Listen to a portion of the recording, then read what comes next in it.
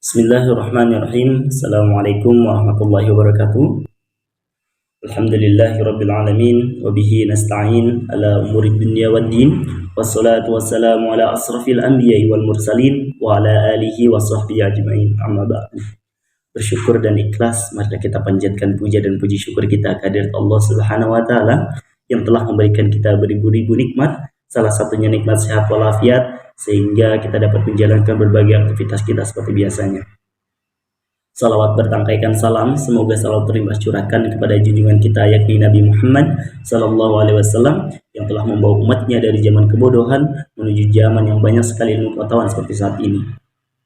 Sebelumnya yang terhormat yaitu dosen pengampu pada mata kuliah pengembangan kurikulum PAI berbasis literasi yaitu Bu Helna Nelis MPD, dan tak lupa pula yang saya cintai dan saya banggakan teman-teman dari jurusan Pendidikan Agama Islam semester 5 kelas B.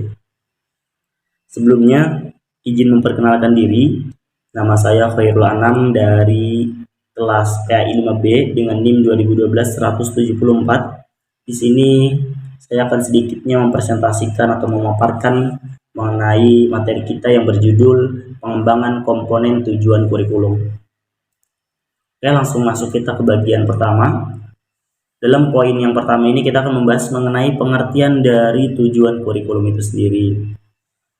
Pengertian dari tujuan kurikulum itu sendiri adalah pada hakikatnya adalah tujuan dari setiap program pendidikan yang akan diberikan kepada peserta didik. Itu tujuan dari kurikulum sendiri. Sehingga yang diberikan kepada peserta didik ini dapat tercapai dan goalsnya itu peserta didik itu dapat memahami pembelajaran yang telah disampaikan itu.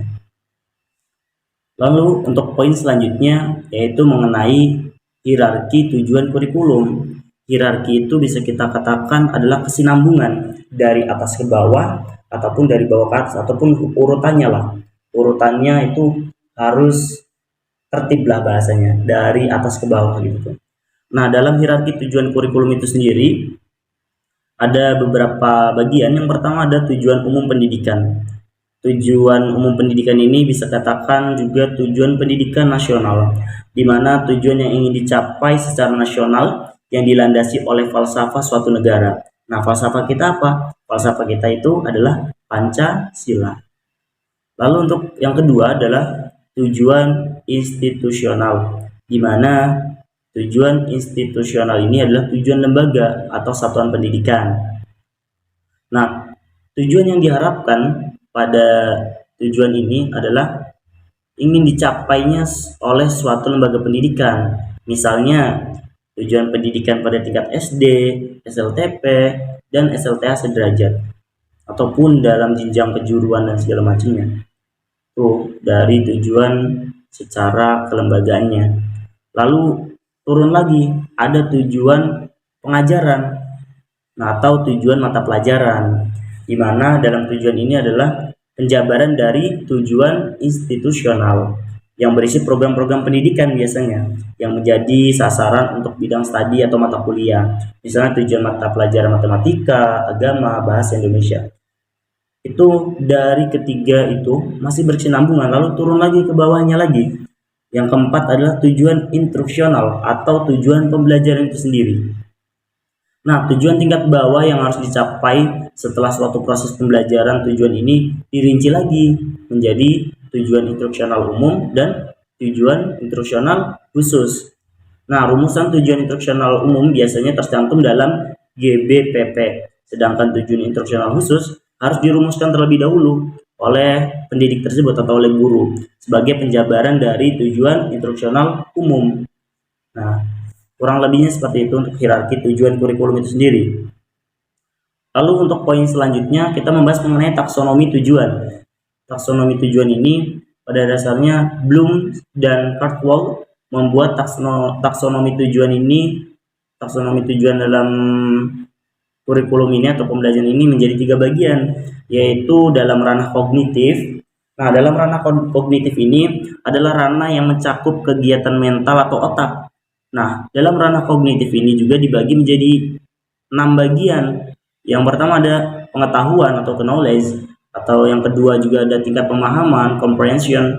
Lalu yang ketiga penerapan, application. Yang keempat analisis, sintesis atau sintesis, dan evaluasi atau evaluation. Itu dari ranah kognitifnya. Lalu yang keduanya itu ada ranah afektif. Nah, ranah afektif ini adalah ranah yang berkaitan dengan sikap dan nilai, atau bisa dikatakan juga ya tingkah laku gitu. Dalam ranah afektif terdiri dari 5 kategori, di mana di sini adalah pertama itu pengenalan atau penerimaan. Lalu yang kedua ada pemberian atau responding. Lalu ada penghargaan terhadap nilai, valuing. Lalu ada pengorganisasian, organization. Lalu yang kelima ada pengalaman atau characterization. Nah, itu dari beberapa ranah afektif yang terdapat dalam taksonomi tujuan. Lalu yang ketiganya ada ranah psikomotorik, di mana ranah psikomotorik ini yang pertama ada imitasi. Nah, imitasi ini apa? Imitasi adalah mengamati dan menjadikan perilaku orang lain sebagai pola gitu. Lalu yang keduanya ada manipulasi. Nah, manipulasi ini adalah mampu menunjukkan perilaku tertentu dengan mengikuti instruksi dan praktek. Lalu yang ketiganya ada ketepatan. Nah, ketepatan ini adalah meningkatkan metode supaya lebih cepat. Lalu yang keempat ada artikulasi. Nah, artikulasi ini mengkoordinasi serangkaian tindakan untuk mencapai keselarasan dan internal konsistensi. Lalu yang kelima ada naturalisasi. Nah, naturalisasi itu telah memiliki tingkatan performance yang tinggi sehingga menjadi alami dan melakukan tidak perlu banyak berpikir lagi. Udah jadi semacam udah kebiasaan lah seperti itu. Udah bergerak secara alami. Lalu untuk poin selanjutnya kita bahas mengenai pengertian indikator pencapaian tujuan. Nah, dalam pengertian ini indikator pencapaian tujuan adalah perilaku yang dapat diukur dan diobservasi untuk menunjukkan ketercapaian tujuan tertentu yang di dalamnya menggambarkan proses dan hasil belajar yang diharapkan dapat dicapai oleh peserta didik sesuai dengan kompetensi dasar atau KD. Mungkin pengertiannya seperti itu.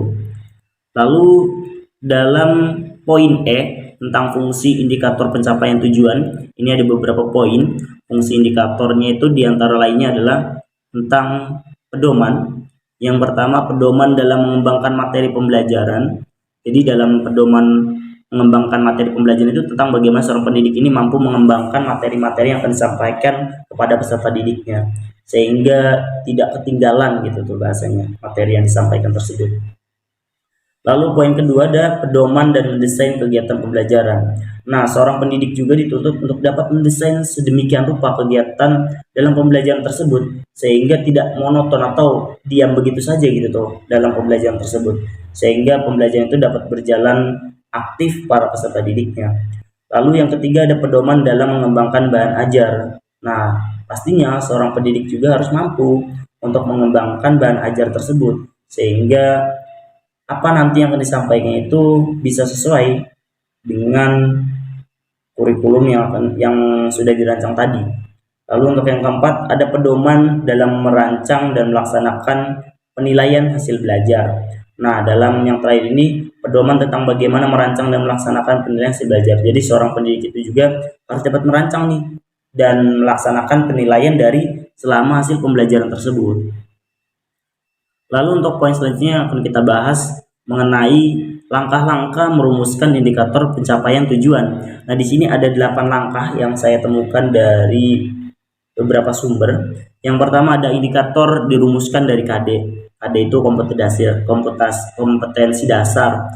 Lalu yang kedua menggunakan kata kerja operasional atau bisa disebut KKO yang dapat diukur. Lalu yang ketiga dirumuskan dalam kalimat simple, jelas dan mudah dipahami, jadi tidak bertele-tele gitu tuh ya, dan tidak jelas gitu. Lalu yang keempat tidak menggunakan kata yang bermakna ganda. Nah, di bagian keempat ini makna-makna sebaiknya makna-makna yang berkata ganda itu dihindari gitu tuh. Lalu yang kelima hanya mengandung satu tindakan. Lalu yang keenam memperhatikan karakteristik mata pelajaran, potensi dan kebutuhan peserta didik, sekolah, masyarakat dan lingkungan. Lalu yang ketujuh menganalisis tingkat kompetensi yang digunakan pada kompetensi dasar, menganalisis KKO. Lalu yang kedelapan menganalisis indikator tingkatan UKRK, kompetensi pada kompetensi dasar. Lalu untuk poin selanjutnya yaitu tentang bagaimana sih cara merumuskan tujuan. Dalam beberapa hal ini ada beberapa poin yang harus diperhatikan dalam merumuskan suatu tujuan. Yang pertama ada audiens. Nah, audiensi. Nah, secara bahasa audiens ini dalam bahasa Inggris itu audience yang dimana memiliki arti pendengar, namun audiens di sini itu merupakan subjek sekaligus objek dalam kegiatan pembelajaran tersebut. Lalu ada behavior atau behavior ini memiliki arti tingkah laku atau aktivitas dalam suatu proses. Dalam konteks kegiatan belajar mengajar, behavior ini merujuk pada tingkah laku atau aktivitas siswa atau peserta didik dalam pembelajaran tersebut. Lalu yang ketiga itu ada condition. Nah, condition ini adalah tentang bagaimana suatu keadaan dalam kegiatan pembelajaran atau dalam proses belajar mengajar. Nah, condition ini merupakan keadaan siswa di dalam kelas baik sebelum dan sesudah melakukan kegiatan pembelajaran. Mungkin itu beberapa hal yang sudah saya sampaikan mengenai pengembangan komponen tujuan kurikulum itu sendiri. Semoga apa yang sudah saya sampaikan tadi bisa dipahami oleh teman-teman sekalian ataupun yang melihat video ini dapat memahami lah sedikitnya mengenai pengembangan komponen tujuan kurikulum itu sendiri. Dan apabila ada beberapa hal yang masih belum bisa dipahami, bisa ditanyakan di kolom komentar nanti yang akan diupload oleh dosen kita nanti. Mungkin itu saja yang bisa saya sampaikan. Atas segala kekurangannya, saya mohon maaf. Yakinkan dengan iman, usahakan dengan ilmu, sampaikan dengan amal. Billahi taufiq wal hidayah. Wassalamualaikum warahmatullahi wabarakatuh.